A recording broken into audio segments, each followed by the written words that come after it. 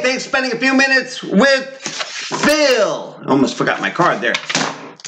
So many years ago, I used to work in a bakery. Those were the days. At Bally's Hotel and Casino. This is on the Las Vegas Strip.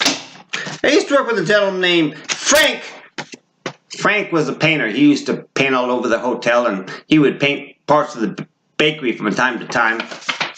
We used to refer to Frank as a bliss ninny. I know that's kind of judgmental.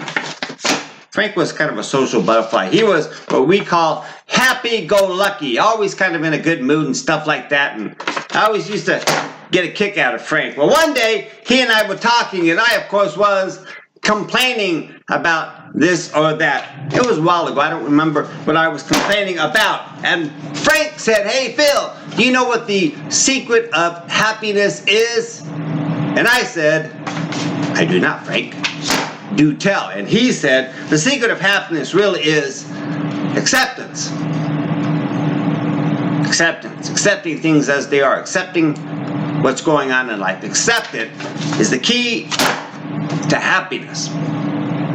I've thought about that a lot since then, and I can think of the biblical person Joseph. This is the one in the book of Genesis. And if you're a reader of Scripture, you'll remember that Genesis is broken down into 50 chapters by theologians and scholars of days gone by. But the story of Joseph mostly has to do in chapters 37 through 50.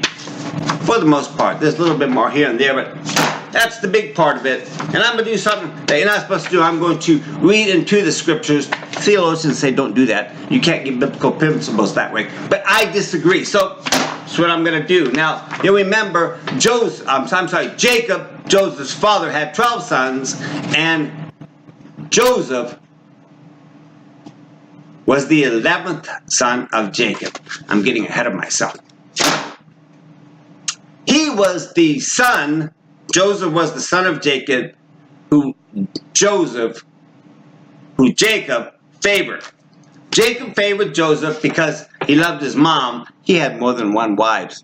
Those were the days. And so, because of the fact he favored Joseph, he made him a coat of many colors. There were a song about it and everything.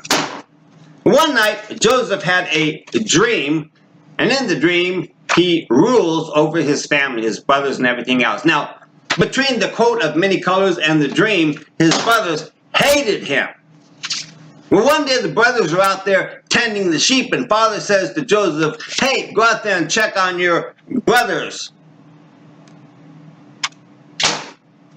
And when the brothers see Joseph coming, they say to themselves, this guy having these kind of dreams, we'll solve that. So they take him and they throw him into a pit, and they're going to kill him.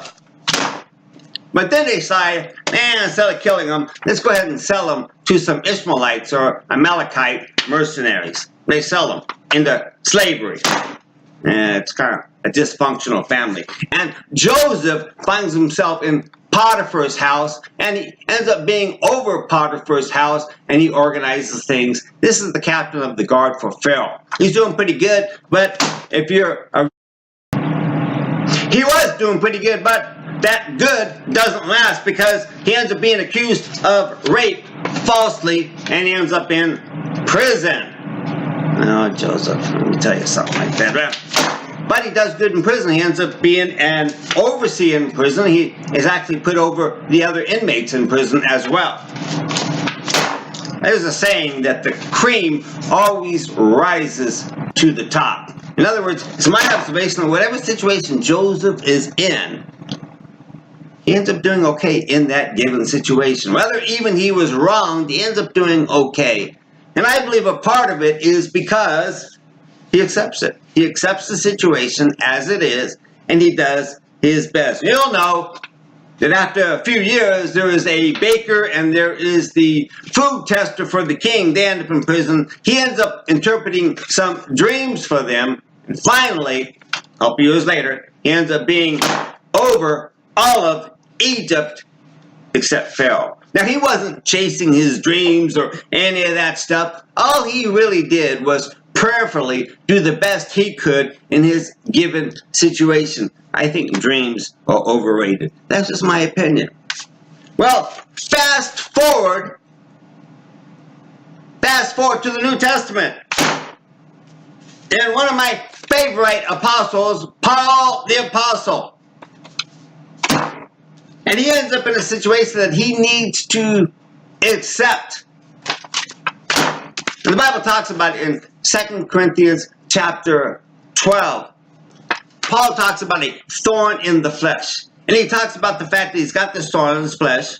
And he's prayed 3 times to God to take it away. But God says, nope, my grace is sufficient for you. For in your weakness I will be made great. I'm paraphrasing there. But let me just say that sometimes you and I, we must accept the situation we're in. We can't always be praying it away. And I believe as you accept and do your best in a given situation, you just might be able to find some joy and happiness in it. Thanks for spending a few minutes with Phil. Bye.